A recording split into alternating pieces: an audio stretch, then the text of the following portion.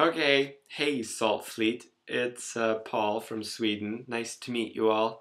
It's so awesome to see that you're getting so educated around climate change. I wish everybody were doing that. But I want to answer a couple of your questions. So the first one is, why is it taking so long? I mean, why aren't countries talking less and doing more? In other words, why do we have to do this for 18 years without seeing anything? So the first reason might be because, of course, it takes a lot of effort and a lot of time for people to agree on something.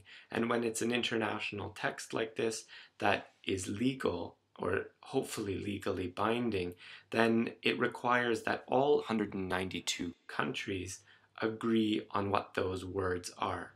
So that slows the process down a bit.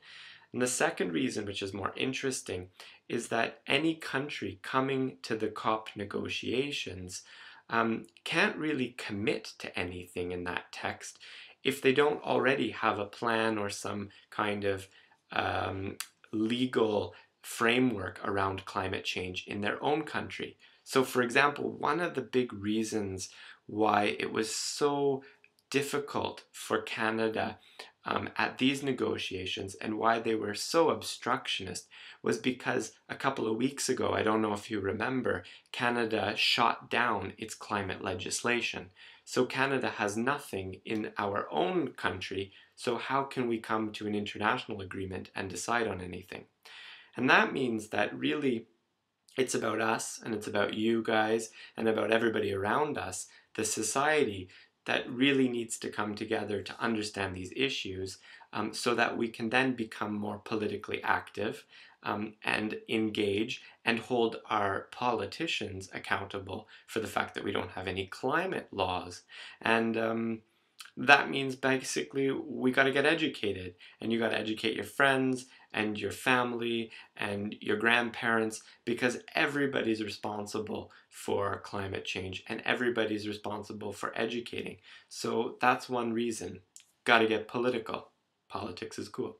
So the second question is about women, which is a really interesting question. And at the COP negotiations, it's very apparent that women are involved at every level of the negotiating process. It's probably far from equal, but they are involved, and it's a really good thing and needs to keep going. The second aspect, though, that's really interesting about women and climate change, or I should say a little difficult, is that it's women and children that are going to be most affected by the effects of climate change. So it's really, really important that the negotiations and everybody, when we start learning about it, takes that aspect of women and makes it a really important point in the negotiating process, because they're the ones who are going to be most affected. So cool. I just want to say thank you so much for taking the time and getting interested in these aspects.